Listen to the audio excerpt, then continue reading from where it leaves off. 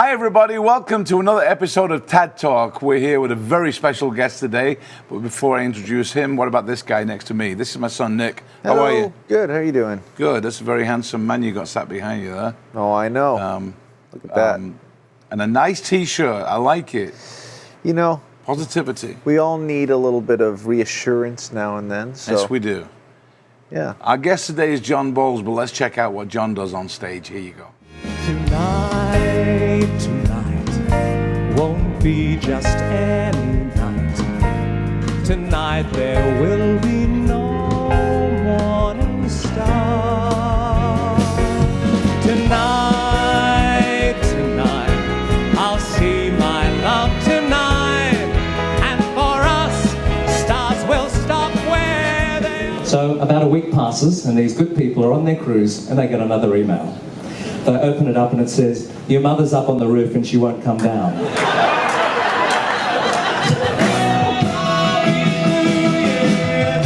be the day that you say goodbye. Yeah, that'll be the day when you make me cry.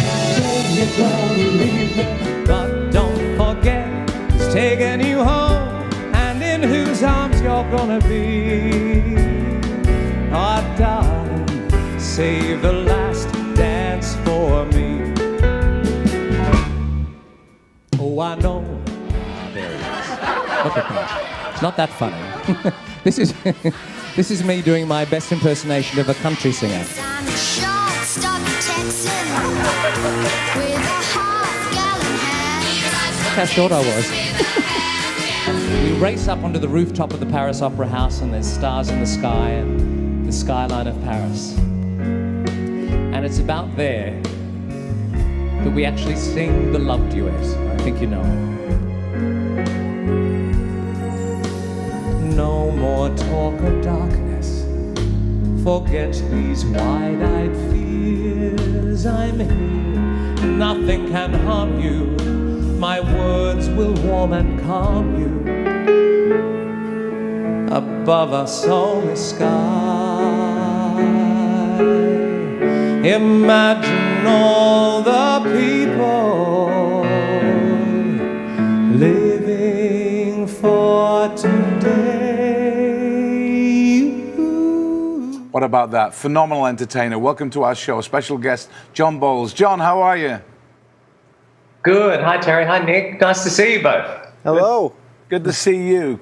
Coming from, I was going to say south of France, but south of Paris, right? It's south of Paris, just about right in the center of the country. It's cocktail hour too here. Oh, good for you. Cheers. Where's mine? I don't have anything. What do you have? I saw something on Facebook the other day that said, forget about 5 o'clock somewhere. It's 2020 everywhere. Have a drink. It's 2020. I'm all for that. One of the nice things about living here is that we're surrounded by all of the really famous wine regions, so that we're never short, believe me. Nice. That's great. So your accent is very French. Not really. Where's that accent from? I was born in Australia and grew up there in Melbourne. So, Nice. which is going through all of the COVID cases at the moment, but they'll get through it.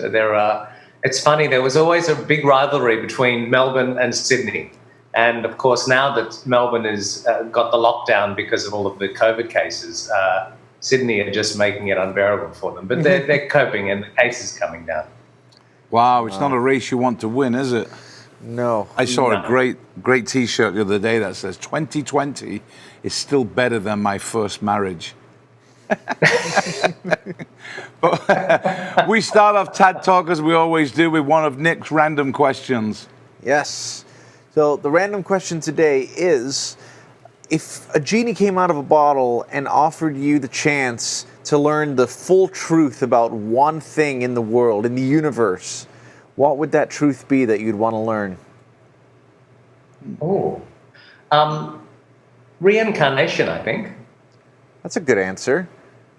Yeah. I've always wondered. You know, sometimes you hear people refer to, "Oh, that must have happened in a past life," or you have a real simpatico with someone or something. There's lots of allusions towards living many lives, but I'd love to know whether it is a real thing or whether it's just a collective consciousness thing that happens, or because I think there's something in there, but I'm not quite sure. So if we could have that sorted out, that would be a big question mark. I like sorted that. for. That's good. Good answer, that. Yeah, it is a really good answer. Mine's kind of similar. I'd love to know what deja vu really is. Okay. So it's kind of Yeah. similar thing. You know what I mean? You mean like what it translates to, or because you could just Google that? Yeah, no, I know what it is. But you know when you think, oh, hang on a minute, I've seen this, I've been here before. I'd love to know what that is, because it has to be something, because it happens way too frequently. But what is it? Is it because we've been here before, or is it just a coincidence? And sometimes when it happens, it is so vivid that there really is, a real moment where you stop and go, "Wow, okay, wait a second." No, absolutely. Yeah. Do you ever have cases of deja vu? Oh yeah. Kind of been there before? This is my 113th case of deja vu. What, TADTalk? Right now, yeah. Nice, nice. I would learn how many licks it takes to get to the center of a Tootsie Pop. What? That's been something that since I was a child, that owl, it's just been on my mind. I've never actually sat down and taken the time to lick to the center of a Tootsie Pop. It takes too much time. I would just ask a genie, look, how many licks does it take? Just solve this mystery once and for all, and we can all sleep again. Wow. Maybe this is something you should broach with your therapist. You know, it's one of those things, I've brought it up, and now my therapist is also thinking about it, so it's gone the opposite way of how I wanted it to, but we'll get there. Tootsie Pop licking, unbelievable. Well, John, here we are on TAD Talk. Thanks for being our guest. Your career started a few years ago back in Australia. But tell us about that, because I know you had some success as a child entertainer. Is that correct? Yeah, I was lucky enough to be part of a television show that was on for 20 years, and I was part of the cast for nearly 6 years. And when I talk about it to people from America, like on the ships or something like that, the first thing they always say is, must have been like the Mickey Mouse Club. But it was actually nothing like the Mickey Mouse Club, because Mickey Mouse Club was for children by Disney and everything, whereas this was an out-and-out Saturday night variety show. Terry, you'd know what they were like back in the day. The same thing as in the UK, all those big budget variety shows. We had a full orchestra. We had a cast of about 6 or 7 children, because as the years went by, some would leave and new ones would come, and that cast. So the group would sort of stay about. It was like a little Brady Bunch group, I guess, of boys and girls of a variety of ages. And we basically just sang and danced our way through, every hit from the past and anything that was in the hit parade. And we had choreography, we did solos and duets and big opening numbers. And so it was a talent show that was structured around the old-fashioned variety show, except that it happened to star children instead of adults. Excellent. What was the name of the show? It was called Young Talent Time. Young Talent Time. Yeah, you know Danny Minogue. Say again? You know Danny Minogue. Yeah. Yeah, Danny was on the show just after me. She's a little bit younger than me, but she got a start on Young Talent Time too. So many quite famous people in Australia got their start on Young Talent Time and worked through it over the years. So the incredible thing about being involved in the show was because of its popularity, we recorded albums. I must have recorded 6 or 7 albums as part of the show. So we spent a lot of time in the recording studio. We did holiday specials, and we did a lot of live concerts. First time I performed at the Sydney Opera House, I was about 11 years old. We performed things we'd perform in fairgrounds on the back of a, semi-trailer doing, personal appearances, and then the next week would be at the Sydney Opera House. So the experiences that we had as kids were amazing. Yeah, it's interesting how the days of variety, certainly for the younger generation, have kind of disappeared, so they don't really get to experience that good, clean Good, clean fun. But you mentioned something when you were talking, and on this show, I'm always interested having Nick on here with me, who's a lot younger, obviously, but also people from different parts of the world. You just used a term called hit parade. It was in the hit parade. Have you ever heard that term, a hit parade? Okay, are you saying hit parade or hip parade? Hit parade. A hit parade. Do you know what a hit parade is? Is it like a literal parade where the top 40 are just playing as they pass by? No? That's not it? Okay. I'm sure. A hit parade. I'm showing my age. Well, it's funny because this happens all the time, and not only with the age gap, but with the geographical gaps. But the hit parade was used in Australia and also in the UK. But the hit parade is a term we use for the top 40. Oh, so I was kind of right. Well, yeah, but it's not a parade. I don't actually know why they use the term parade. Do you know why they use the term parade? No idea. Someone came up with it. When you try to analyze it, it doesn't make sense. Yeah, it was in the hit parade. No wonder it phased out.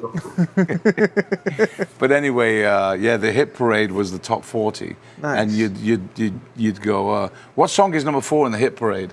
Would be in the charts on the top 40. Maybe because a parade is like you have each individual parade float passing one by one, and it's kind of like in order. What was number 5 in line? Oh, that was the burger joint. They decided to come through. So we're digging the a hole deeper. I don't know. I don't know. So on the set here, John, we've got a couple of photographs of you. The one behind me you can see right now is the one we use on the TAD management website. But there's one next to you looking very, I don't know whether you're looking very dapper or very sinister, the one that's there behind Nick. So tell us a little bit about that photograph and that look, and when was that taken? Oh, that was probably about 5 years ago. You know, one of the photographers that I was working with, we're trying to figure out, what sort of headshot I should have. And, when a photographer might say to you, when you come in, just make sure you don't shave. And so you start off with the whiskers and everything, and then you duck away and have a shave and come back and you try and cover all all different bases. But that was probably my actor look, that sort of intense. Yeah. You have a look in that photo. I think we'll pull it up. You can see it there. Just a little look of Robert Downey Jr. on that. Do you think, Nick? I was. You know what people say?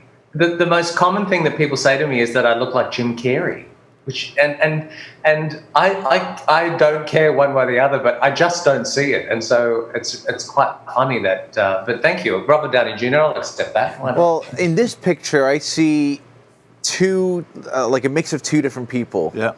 I see a little bit of Colin Farrell. Yeah. Oh, really? Yeah, a little bit of Colin Farrell mixed with the lead actor from Scrubs, and I forget his name. I don't know that name. Yeah, but Zach Braff. That's right, Zach Braff. Zach Braff. Yeah. Really? Yeah, that's what I see. Yeah, that's a good headshot though. The headshot kind of screams like we need someone who could play Bond, but also the villain. And you're the Bond villain.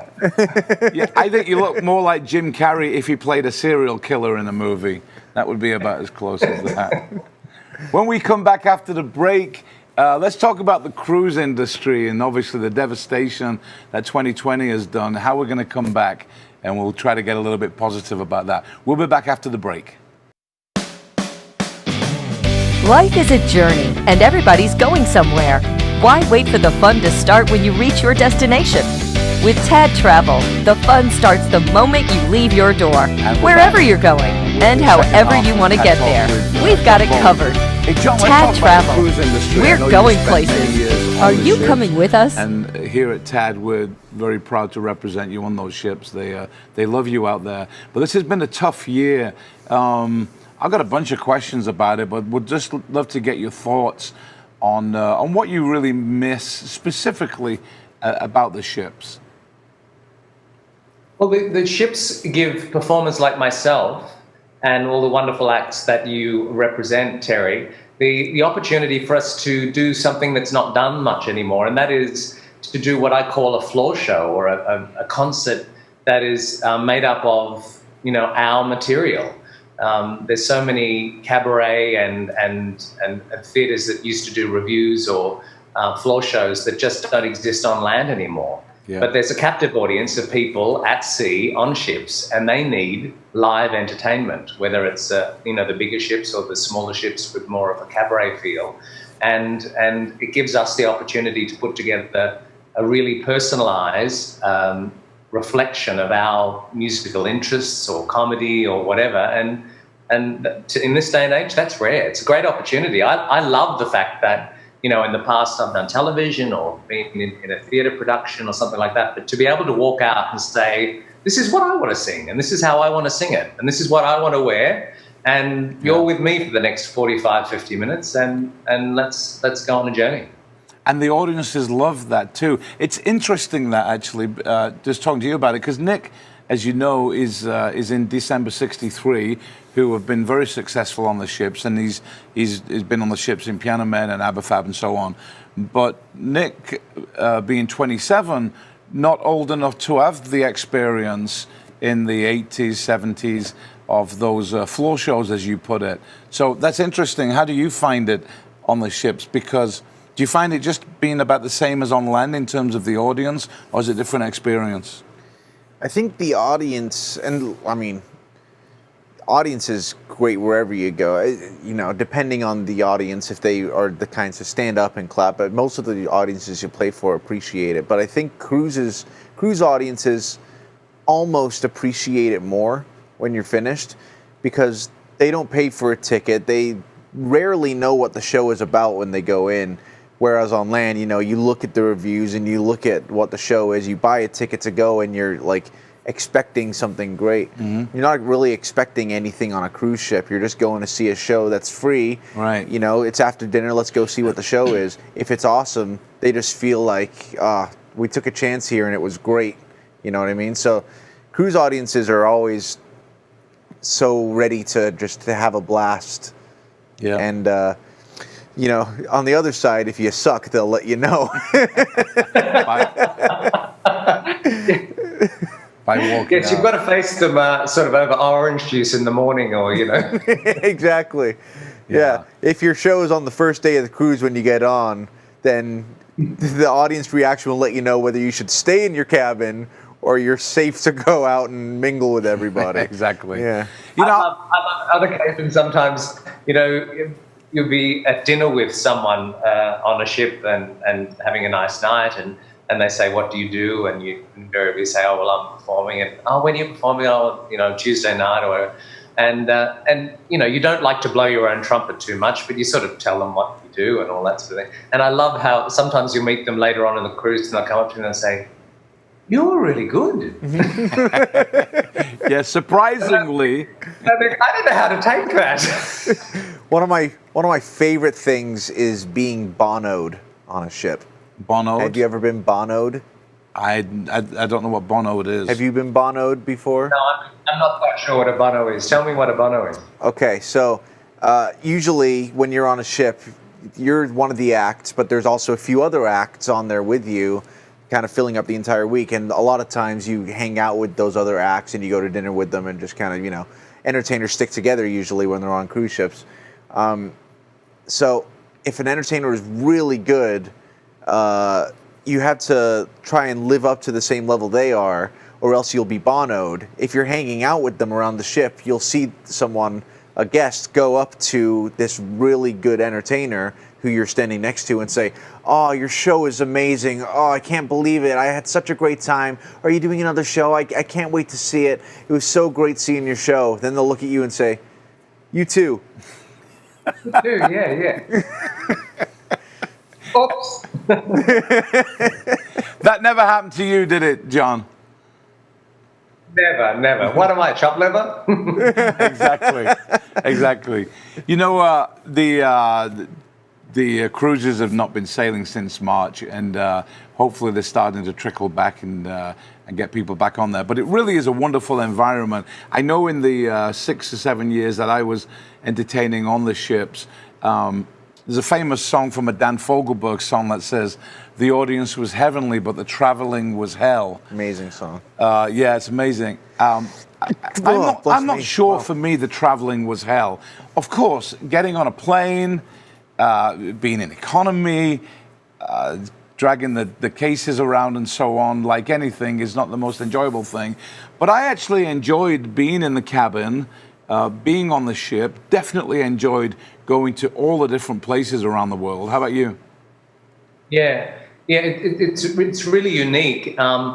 I call a lot of those really enjoyable moments that you get to have in our position as a guest entertainer on the ship as stolen moments from someone else's holiday. Yeah. It's like you're dipping into those wonderful, memorable moments that other people are having, and you get to share them vicariously, and along the way have some really unique times too. But I mean, you both know, I'm sure, those moments where you're sitting in an airport and you think, I didn't even know there was a place called Dakar. Exactly. Dakar Airport with all of the locals thinking, really? No, exactly. One of the most memorable trips we had, we flew, I think we flew from Phoenix to London and London to Tel Aviv, or it may have been Phoenix to Rome and then to Tel Aviv. And we were supposed to board a ship in Egypt, and we weren't because of the trouble, so we ended up joining the ship in northern Israel, I think it was. Yeah, Egypt was a little too unsafe at the time, so they decided Israel was the place to go. Well, we got on the ship, and as we were sailing, we ended up stopping at Turkey at Kusadasi, and it was on the Holland America World Cruise. And while we were there, we discovered this amazing place called Ephesus. Have you been there, John? I have. It's amazing. It was incredible. And because it was the World Cruise, all the higher ups at Holland America joined the cruise with the World Cruise guests for about 5 or 6 days, and they rented the entire city of Ephesus for the evening, just for the Holland America guests. All the crew brought tables, banquet tables, and all the food down, and they put a concert on in the arena there for all the guests. It was one of the most amazing days I've ever had. Do you remember that? Oh, it was incredible. Turkey itself was just amazing. The whole Baltic area I love. Really Do you have a special Yeah, memory? Go ahead, John. I had a situation when I was on a Silver Sea cruise, and we were in Venice, and the what's the beautiful church there, the basilica that's right there on St. Mark's Square, and of course people wanted to do tours of the Doge's palace and the church and the whole thing, but this was one that I signed on for. And it turned out, it was one of those situations where I had really no idea much about the detail of the tour. It just sounded interesting.